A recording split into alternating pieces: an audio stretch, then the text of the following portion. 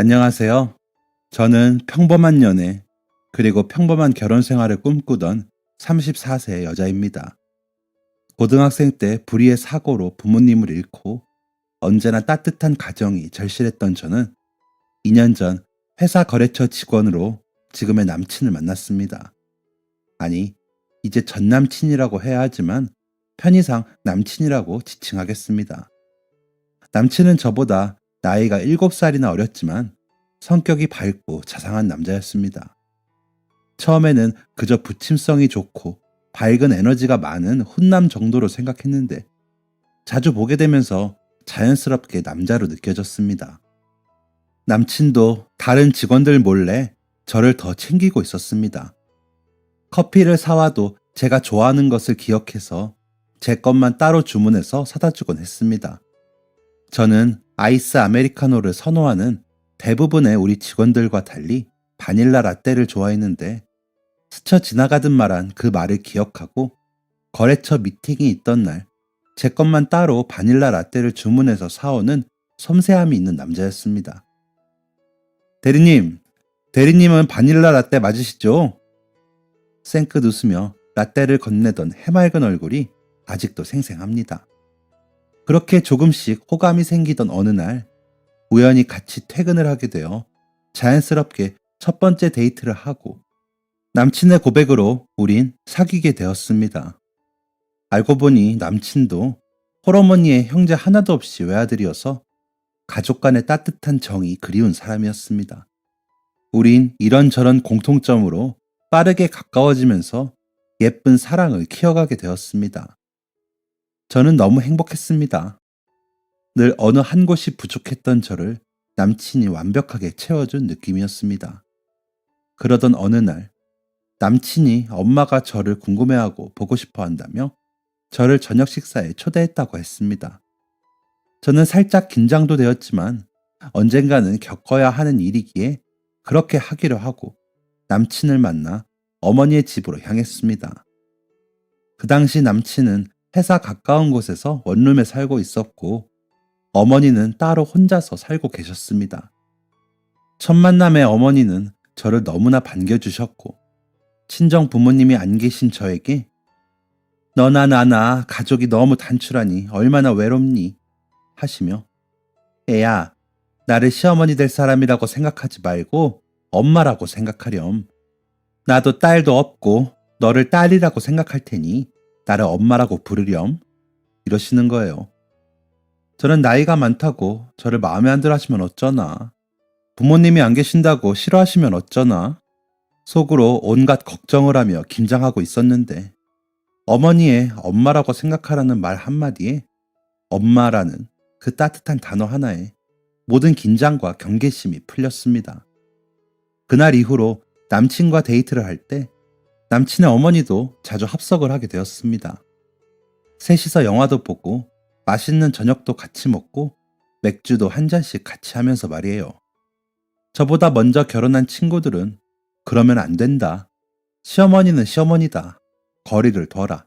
다들 난리도 아니었지만 가족 간의 정이 너무도 그리웠던 저는 친구들의 말이 하나도 들리지 않았습니다.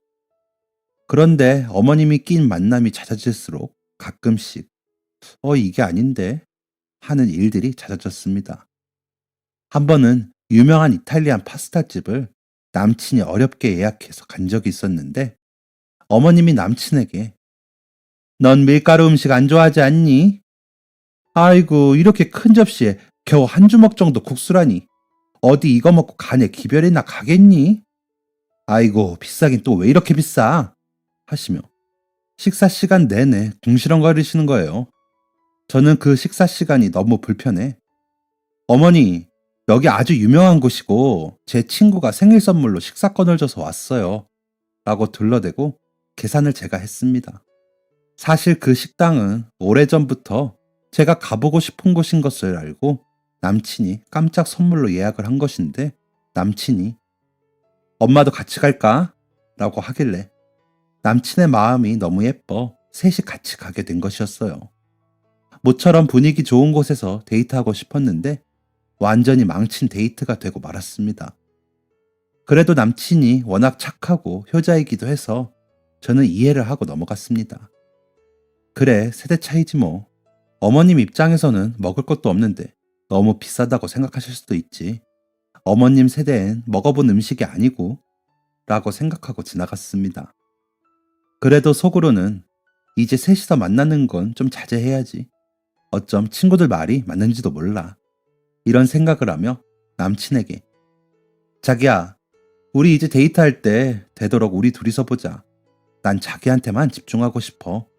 엄마는 특별한 날에 집으로 한 번씩 찾아뵙기로 하고 라고 말했더니 남친도 좋지. 난 자기가 우리 엄마를 편안하게 생각하는 게 고맙고 엄마도 자기를 좋아해서 셋이 본 거지. 나도 자기랑 둘이 있는 게 더 좋아. 이렇게 해서 우리는 좀 더 자유로운 데이트를 이어가게 되었습니다. 그런데 데이트하는 날이면 자꾸 어머님과 우연히 마주치는 날이 많은 거예요. 둘이서 저녁을 먹고 있으면 남친 폰으로 전화가 와서 어디냐고 묻고 어디라고 대답하면 바로 그 앞이라고 하시면서 들어와 합석하시고 어머, 이런 우연이 있니? 우리가 정말 인연인가 보다 하시는 거예요. 한두 번도 아니고 여러 번 그런 일이 반복되니 저는 남친에게 조심스럽게 물었습니다. 어머님은 어떻게 매번 우리 데이트 장소 앞에 딱 나타나시지? 하니까 남친은 대수롭지 않다는 듯 웃으면서 자기랑 엄마랑 정말 통하는 거 아니야? 하는 것입니다. 저는 이상하기도 하고 기분도 별로였지만 우연이겠거니 하고 더 이상 뭐라 할 말도 없었습니다. 그렇게 시간이 흘렀고 우리가 정식으로 사귄 지 500일 기념일에 남친은 저에게 프러포즈를 했습니다. 저도 속으로 내심 기다리고 있었기 때문에 너무 기쁘기도 하고 행복했습니다. 남친은 나름 저 몰래 이벤트를 준비하느라고 노력한 것 같았어요. 바다를 보러 가자고 하더니 바다가 보이는 예쁜 카페 룸을 빌려 꽃으로 룸을 꾸며놓고 음악과 케이크 그리고 프러포즈 반지 모든 것이 완벽했습니다. 그날은 멀어서 그런지 시엄마도 짠하고 나타나지 않았고요. 저는 행복에 겨워 눈물을 글썽이며 남친의 프로포즈를 받아들였습니다. 남친도 너무 행복해했습니다. 그 순간은 이 핑크빛 행복이 영원할 줄 알았지요. 남친과 저는 예쁜 바다 사진도 찍고 즐거운 시간을 보냈습니다. 그러다가 사건이 터졌습니다.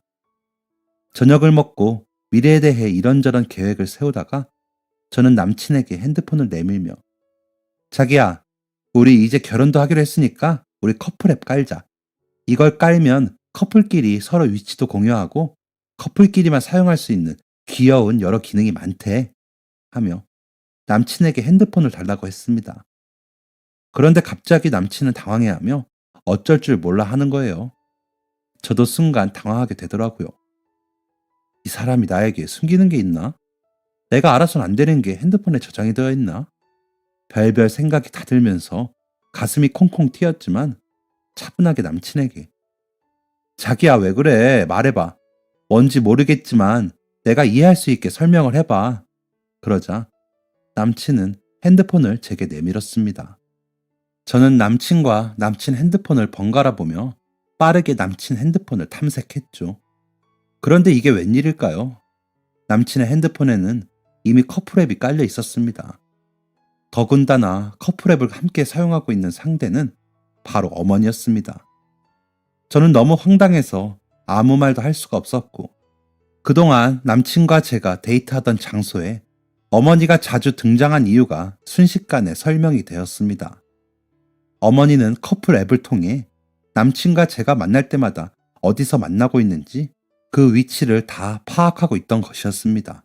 저의 너무도 충격에 빠진 얼굴을 본 남친은 그때부터 자초지종을 설명하기 시작했습니다.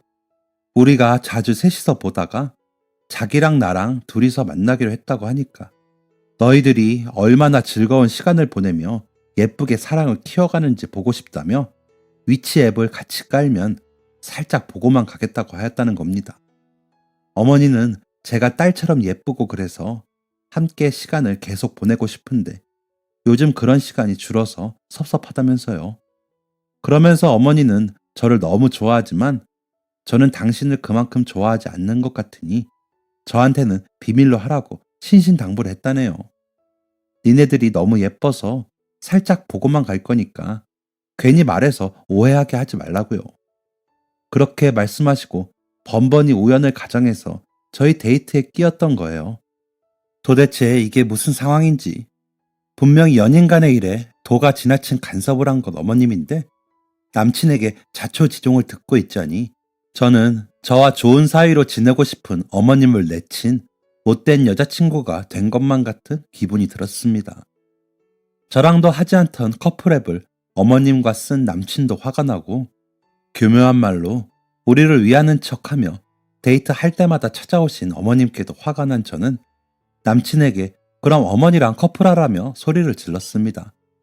남친이 저보다 많이 어리기도 했고 그동안 싸운 적이 별로 없어 그렇게 화를 내는 것은 거의 처음이었습니다. 남친은 그런 제 모습에 놀랐는지 정말 싹싹 빌면서 제가 보는 앞에서 커플앱을 삭제하고 저와 다시 커플앱을 깔았습니다. 남친은 엄마가 우리를 너무 좋아하고 같이 시간을 보내고 싶어서 그런 것 같으니 우리가 이해해드리자며 저를 다독였습니다. 화를 내는 저를 보며 잔뜩 울상이 된 얼굴로 저에게 사정을 설명하는 남친의 얼굴을 보면서도 그동안 찜찜했던 어머님의 행동이 자꾸만 마음에 걸렸습니다. 겉으로는 저를 좋아하는 척 하시지만 사실은 제가 마음에 들지 않는 것이 아닐까? 결혼을 하고 나서도 이런 식으로 부부 일에 간섭을 하시고 우리 사이에 오해가 생기게 하시면 어떡하지? 하는 생각이 자꾸 들었습니다. 하지만 이대로 남친과 헤어지기엔 아직 우리는 너무 서로를 사랑했고 또 남친이 아예 말이 통하지 않는 사람이 아니어서 이때까지만 해도 맞지 않는 부분은 서로 조율해가며 살아가면 된다는 생각이 더 컸습니다. 더욱이 저도 외로움을 많이 겪어본 사람이기에 어머니를 한 번쯤은 이해하기로 했습니다. 무엇보다 그날은 500일 기념일이기도 하고 프로포즈를 받은 날이기도 했으니까요. 남친과 저는 그때부터 착실하게 결혼 준비를 해나갔습니다. 부모님이 안 계신 저는 결혼 날짜를 잡고 준비하는 게 쉽지만은 않더라고요. 돌아가신 엄마 생각이 정말 많이 나는 시기였습니다. 그러던 와중에 저희 회사에서는 회사 창립 기념일을 맞아 체육대회가 열렸습니다. 저희 회사 체육대회는 직원들의 사기를 높이기 위해서 각 종목마다 푸짐한 상품이 걸려있는 편이었습니다. 저는 직장 생활을 하면서도 꾸준히 운동을 해왔기 때문에 체력에 자신 있는 편이었고 또 마침 결혼을 준비하고 있었기 때문에 개인 달리기 종목에 걸려있던 유명 브랜드의 가구 교환권을 노렸습니다. 이를 악물고 달리는 와중에도 눈앞에 남친과 제가 쓸 침대가 아른거려 힘을 내서 뛰었고 결과는 당연히 1등이었습니다. 마침내 저는 가구 상품권을 제 손에 거머쥘 수 있었습니다. 저는 체육대회가 끝나고 바로 남친에게 전화해서 자기야, 오늘 내가 체육대회에서 뭘 받았게? 하며 기쁜 소식을 전할 준비를 했습니다. 제 기쁜 목소리에 남친도 덩달아 들뜬 목소리로 뭔데? 한우라도 받았어? 하며 기대를 내비쳤습니다. 그것보다 더 좋은 거, 나 땡땡 브랜드 가구 교환권 받았어. 대박이지? 우리 이걸로 우리 신혼집 침대 사자. 와, 자기 진짜 능력자네. 어떻게 그런 걸 받아왔어? 저희는 상품권과 침대 얘기를 시작으로 좋은 기분에 취해 신혼집은 어떤 색으로 꾸밀지, 침대는 어떤 색이 어울릴지 등에 대해 시간 가는 줄 모르고 이야기를 나누었습니다. 그때까지만 해도 그 상품권이 파국의 시작점이 될지는 꿈에도 모른 채 말입니다. 사건의 발단은 어머니의 생신날이었습니다. 커플앱 사건 이후로 어머님과 만남이 조금 소원했기 때문에 어머님 생신날에는 다 같이 밖에서 저녁을 먹기로 했습니다. 장소는 제가 백화점 식당가에 있는 한정식 집으로 예약했습니다. 저는 시간도 아낄 겸 저녁을 먹고 땡땡 브랜드 가구점에 들려 침대를 구경하고 싶었기 때문입니다. 저녁 식사를 다 마치고 남친과 저는 어머님께 가구를 보러 가겠다고 말씀드렸더니 당신도 시간이 되고 배도 부르니 소화도 시킬 겸 같이 가겠다고 하시는 거예요. 저는 속으로 싫었지만 어쩔 수 없이 다 같이 에스컬레이터를 타고 가구 매장이 있는 층으로 향했습니다. 드디어 땡땡 브랜드 가구 매장, 침대며 소파, 거실장 등등 화려한 것, 모던한 것, 종류도 다양하게 진열되어 있었죠. 저는 계획대로 침대가 진열되어 있는 곳으로 갔습니다. 그때 어머님께서 싱글 흑 침대를 보시더니 어머, 이거 너무 좋다 하시며 만져보시고 앉아보시고 아들, 너 엄마 친구 준이 엄마 알지? 그 친구도 얼마 전에 생일 선물로 예비 며느리한테 이 침대 선물로 받았는데 너무 좋다고 하더라. 온도 조절도 되고 돌침대보다는 덜 딱딱하고 이 침대가 그렇게 좋더래 라며 요즘 우리 엄마들 사이에선 이 침대가 유행이라고 하시는 겁니다. 저와 남친은 어쩔 줄 몰라 하며 잠시 멍하게 서 있는데 속 모르는 가구점 매니저는 어머님 흑침대가 목적인 줄 알고 열을 올리며 흑침대를 홍보하기 시작하는 거예요. 아마도 가구점 매니저는 아들 며느리가 어머니한테 선물하려고 한다고 생각한 것 같아요. 어머니의 호들갑과 분위기에 떠밀려 그만 가구 교환권은 어머니의 흑침대로 새로 태어나고 말았답니다. 어머님의 어머 얘야 사달라는 건 아닌데 이거 아무리 내 생일이어도 미안하고 고마워서 어쩌니? 정말 고맙구나. 매일 밤 착하고 예쁜 며느리 좋은 꿈 꿀게 이러시는 거예요. 거기에다 매니저는 한술 더 떠 좋으시겠어요? 아드님과 며느님이 참 효자 효부네요. 너무 보기 좋습니다. 아, 눈 뜨고 코 베이는 심정이 이런 거구나 싶더라고요. 그렇게 남친과 저의 침대는 훨훨 날아갔습니다.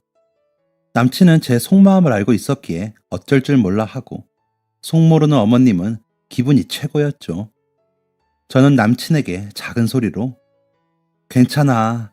우리 침대는 집 먼저 구하고 다른 가구들이랑 구색 맞춰서 한 번에 사자. 어머님도 저렇게 좋아하시고 우리 결혼하면 어머님도 자기 나한테 보내고 많이 서운하실 텐데 내가 통 큰 선물한 셈 치지 뭐. 이렇게 마무리하고 말았습니다. 그제서야 남친은 얼굴이 환해지며 자기야 정말 고마워. 나 살면서 자기한테 정말 최선을 다할게. 이러는 겁니다. 이런 남친을 보자 왠지 마음이 짠해지면서 마음이 풀렸습니다.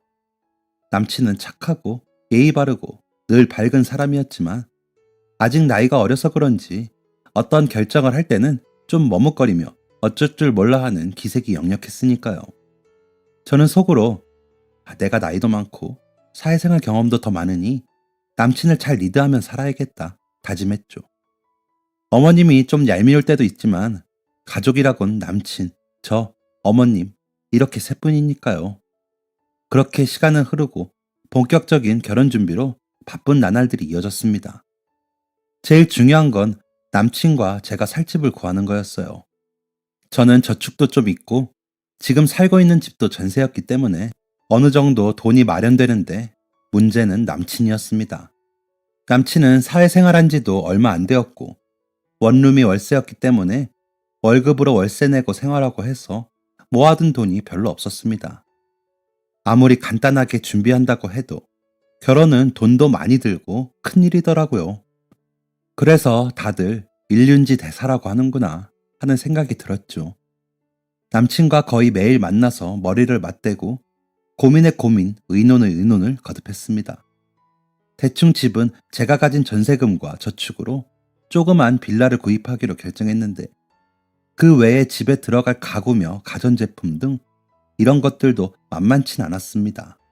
집을 전세로 구할까도 생각해봤지만 저는 빨리 안정된 가정을 꾸리고 싶었습니다.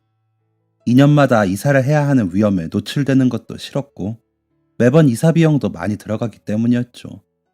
무엇보다 그동안 혼자 살면서 수도 없이 이사를 다녀서 이사라면 지긋지긋했습니다. 작더라도 아파트가 아니더라도 나만의 공간을 예쁘게 꾸미고 살고 싶었으니까요. 그러던 어느 날 남친이 기쁜 얼굴로 어머니가 결혼 자금으로 3천만 원을 해주셨다는 겁니다. 그때 얼마나 기쁘던지요. 아무리 남친 사람 하나 보고 하는 결혼이라지만 제가 모아둔 돈만으로 결혼 준비를 하자니 돈도 많이 부족하고 속도 상하고 그러던 참이었거든요. 가뭄에 단비가 내린 것처럼 그때부터는 제법 일이 순조롭게 풀려갔습니다. 남친과 같이 열심히 발품을 팔아 조금은 낡았지만 방 2개에 제법 넓은 주방과 거실이 있는 빌라를 1억에 매수할 수 있었습니다. 교통도 남친과 제가 출퇴근하는데 적당했고요. 집을 구하자 저는 꿈에 부풀었습니다. 여기서 최소한 6, 7년 정도 열심히 돈 모아서 아파트를 분양받던지 조금 더 좋은 집으로 이사가자. 어쩜 그때쯤이면 식구가 늘 수도 있고 저는 혼자서 수줍게 미소 지었습니다. 일은 일사천리로 진행되어 어머님이 마련해 주신 소중한 돈으로 신혼집에 가구를 채우고 가전제품을 드리고 예식장 예약까지 마쳤습니다. 결혼식은 최대한 스몰 웨딩으로 몇 안 되는 가까운 친지, 친한 친구들, 회사 동료들을 초대해서 혼인 서약하고 사진 찍고 같이 즐기는 것으로 짰습니다. 드디어 결혼 2달 전, 미리 맞춰둔 가구가 잘 맞을지 최종 결정을 앞두고 신혼집 치수를 재러 가야 했습니다. 그때 남친은 출장을 가고 없어서 저 혼자 가게 되었죠.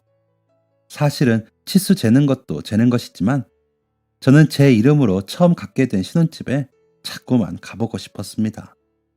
저는 퇴근길에 가끔씩 신혼집을 둘러보고 어떻게 꾸밀지, 어떻게 살지 그런 상상을 하는 게 즐거웠거든요. 그날도 설레는 가슴을 안고 신혼집 문을 열고 들어간 순간 저는 빠끔히 열려져 있는 작은 방을 보고 놀라 뒤로 자빠지고 말았습니다. 그 방에는 너무도 낯이 익은 오래된 가구들과 아직도 새거티가 역력한 흙침대가 떡하니 놓여 있었습니다. 남친과 함께 어머님 집을 방문할 때마다 상품권 생각에 제 속을 쓰리게 했던 황토색의 흙침대. 그 흙침대가 주변의 낯이 익은 가구들과 조화를 이루지 못한 채로 방 한쪽에 놓여 있는 것이 아니겠어요. 저는 이게 무슨 상황인지 꿈인지 생시인지도 모를 지경이었습니다. 그렇게 30분쯤 넋놓고 앉아있다가 떨리는 손으로 남친에게 전화를 했습니다. 자기야, 나 지금 우리 신혼집에 가구 치수제로 왔는데 있잖아. 좀 이상해. 왜 작은 방에 어머님 가구며 침대가 있지? 저는 겨우 이렇게 말하고 쿵쿵 뛰는 가슴을 겨우 진정시키려 노력하며 남친의 대답을 기다렸습니다. 그런데 남친은 순간 아무 말도 못하고 침만 꼴깍거리며 그게 이러는 거예요. 저는 끓어오르는 분노와 온갖 상상을 뒤로 밀쳐내며 괜찮아, 말해봐. 무슨 사정이 있겠지? 어머니 이사하셔? 이사 날짜가 안 맞아서 여기에다가 잠깐 짐 가져다 놓은 거야? 미리 말을 하지. 나 정말 놀랐잖아. 그런데도 남친은 아무 말도 못하고 쩔쩔매는 거예요. 저는 직감으로 뭔가 일이 틀어졌다는 걸 알 수 있었습니다. 저는 내일 출장 마치고 오자마자 만나자고 약속을 하고 전화를 끊었습니다. 남친을 만나기로 한 다음날 저녁까지 저는 일이 손에 잡히지도 않고 혼자서 오만 가지 상상을 하며 좋은 쪽으로 생각하려고 노력을 했습니다. 분명 말 못할 사정이 있었을 거야 라고 말이죠. 그날 저녁 남친을 만났습니다. 저는 미칠 것 같은 속마음을 애써 누르고 자기야, 이제 편하게 얘기해봐. 어차피 나도 알게 될 일이었잖아. 내가 도움이 될 수도 있고. 그 말에 남친은 용기를 얻은 듯 내용을 술술 털어놓기 시작했습니다. 사실은 어머님이 마련해 주신 결혼자금 3천만 원이 어머니의 전세금이었고 그 전세금을 빼서 돈을 해주시고 어머님 살림은 미리 신혼집에 옮겨놓고 어머님은 지금 남친 원룸에 같이 계신다는 겁니다.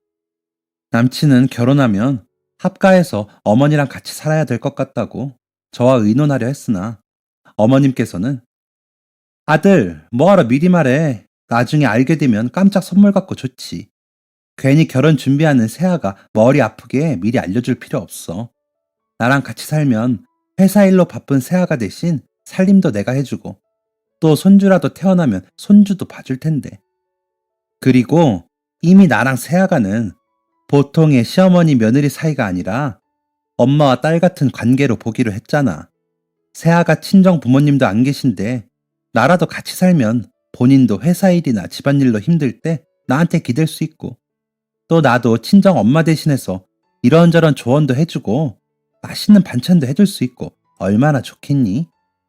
나도 혼자 사는 것보다 니들 부부랑 같이 살면 외롭지 않고 이런 게 바로 누이 좋고 매부 좋은 거지. 그렇지 아들? 이러셨다는 겁니다. 순진한 남친은 여우 같은 어머니 말씀을 듣다 보니 어머님 말씀이 다 맞는 것 같아 어머님 말씀대로 저에게 한마디 의논도 없이 비밀로 했다는 겁니다. 저는 너무 어이가 없고 화가 나서 말조차 안 나왔습니다. 그런 저를 본 남친은 제가 이해한 줄 알고 합가의 장점에 대해서 열을 내며 떠들어댔고요. 남친의 입을 통해 들은 어머님의 말은 정말 기가 막히고 코가 막혔습니다. 저를 위하는 척 하신 저 말들이 정말 진심이라면 먼저 저에게 의논을 하셨어야 하는 거 아닌가요? 저를 위하는 건 그냥 핑계이고 어떻게든 아들과 같이 살고 싶어하는 그 여우 같은 속내가 저에게는 보이지만 남친에겐 안 보이는 것 같았습니다. 어머님이 어떻게 이럴 수가 있는 걸까요?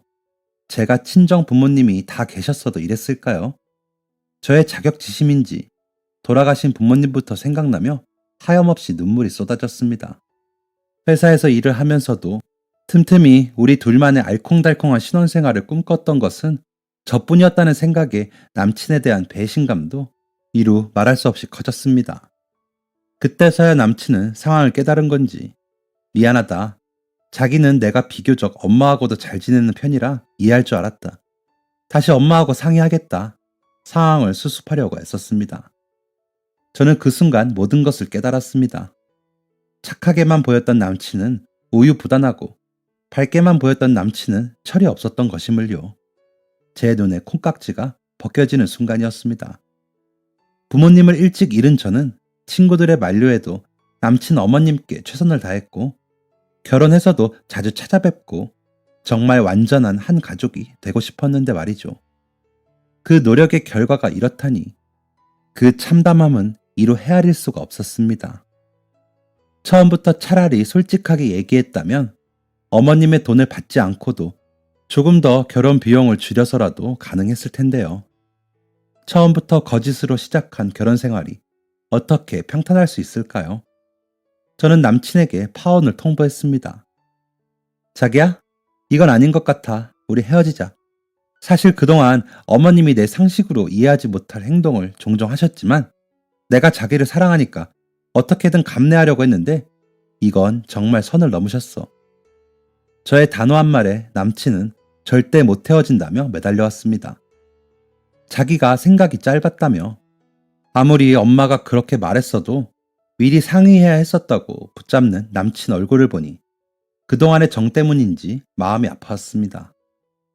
하지만 그 무엇보다 둘만의 공간이 되어야 할 신혼집에 시어머니라는 존재가 한마디의 언질도 없이 들어오려고 한 시점부터 제가 꿈꾼 결혼은 사상 누각이었습니다.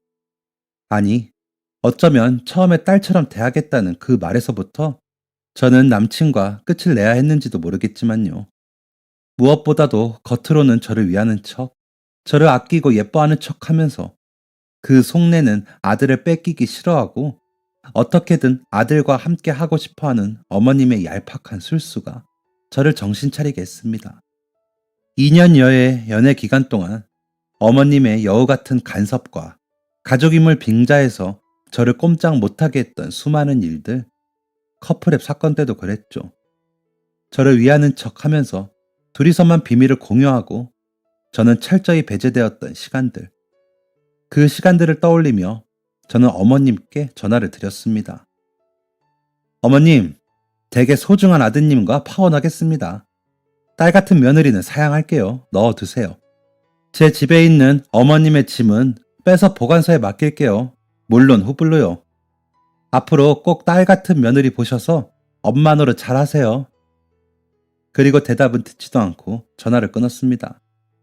다음날 구 남친 어머님 짐을 모두 빼서 이삿짐 보관소에 맡기고 현관 비밀번호를 바꾸고 이삿짐 보관소 번호는 구 남친한테 문자로 보냈습니다. 어머니 돈 3천만 원은 어쩔 수 없이 대출을 받아 구 남친 통장으로 보냈습니다. 바로 그 다음 날부터 구 남친 어머니는 계속 제게 전화를 해왔습니다. 제가 계속 전화를 받지 않으니까 어느 날 퇴근 시간에 맞춰 회사 앞으로 찾아왔더군요. 저는 보는 눈도 있고 해서 할 수 없이 어머니와 카페로 들어갔습니다. 어머니는 구구절절 변명을 늘어놓았습니다. 오래전 일부터 지금의 일까지 모두 미안하다며 처음부터 너를 속일 생각은 없었고 그저 나는 네가 너무 딸 같고 좋아서 같이 살고 싶었다며 제 마음을 돌리려고 했습니다. 여전한 그놈의 딸 같아서라는 말, 정말 지긋지긋하더군요. 저는 올라오려는 화를 누르고 차분히 말하기 위해 노력했습니다. 어머니는 늘 제가 딸 같다고 하시지만 제가 진짜 딸은 아니잖아요. 제가 정말 딸같이 느껴지셨다면 저를 그렇게 속일 생각은 하지 않았을 테니까요. 어머님은 말씀으로만 딸 하시지 단 한 번도 저를 딸로 생각한 적은 없는 것 같습니다. 제가 정말 어머님 딸이었다면 결혼과 동시에 시어머니와 같이 살게 되었을 때 당장 그 결혼 물으라고 하셨겠죠? 전곡을 찌르는 제 말에 어머님은 할 말이 없어지셨는지 입을 꾹 다물고 테이블에 놓인 애꿎은 커피잔만 만지작거리더니 그제야 본성을 드러냈습니다. 네 나이가 벌써 34인데 우리 아들만한 애를 어디서 또 만날 수 있을 것 같니?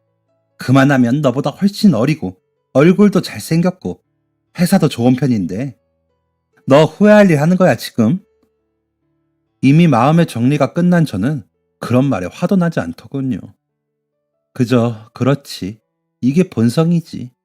드디어 본성을 드러내는 걸 보니 많이 급하신가 보다 라는 생각부터 들었습니다. 저는 역정을 내는 그 여자의 모습을 보며 더 이상 할 말 없으시면 이만 가보겠습니다 하고 자리에서 일어났습니다. 그대로 나가려다가 제 나이를 후려치고 본인 아들을 치켜세운 그 말이 괘씸해서 한마디 덧붙였죠. 아, 어차피 우리 이제 서로 볼 일 없을 테니 마지막으로 조언 한마디 해드리죠. 댁의 아들은 저보다 훨씬 어리니 앞으로 또 여러 번 연애를 하겠죠. 세상 어떤 모자란 여자가 이런 시어머니와 가족이 되고 싶어 하겠나요? 사람 고쳐 쓰는 거 아니라고 뭐 댁이 바뀔 것 같진 않고 구말리 같은 아들 앞길 막으면서 품 안에 끼고 행복하게 잘 살아보세요 라고 말하고 당당한 걸음으로 카페를 나왔습니다. 그 무렵 제가 매수한 빌라 일대가 재건축지로 선정되었다는 뉴스가 방송되었고 그 여자도 그 뉴스를 봤을 텐데 그 뉴스를 보고 저를 붙잡기 위해 찾아온 것일까요? 카페를 나오는 발걸음이 가볍지만은 않고 마음이 씁쓸했습니다. 비록 저의 꿈 같은 결혼에 대한 로망은 산산조각났지만 저는 좀 더 성장한 것 같고 배운 바도 있었습니다. 그 어떤 선택도 내가 주체이며 결혼은 필수가 아니고 선택임을, 사랑은 어느 한쪽의 희생이 담보되는 것이 아님을 깨달았습니다. 그나마 제가 겪은 이런 불행 중 다행인 건 제가 매수한 빌라가 재건축지로 지정되어 집값이 매수 시점보다 2배로 뛰었다는 것입니다. 그리고 사사건건 스트레스 받는 일의 연속이었던 연애를 정리하고 나니 회사 일에도 좀 더 집중할 수 있어서 최근에는 승진까지 할 수 있었습니다. 마치 하늘에서 저의 부모님이 어려움에 처한 저를 도와준 것 같은 기분이 들었습니다. 저는 마음속으로 엄마 아빠 저 기죽지 않고 열심히 살게요.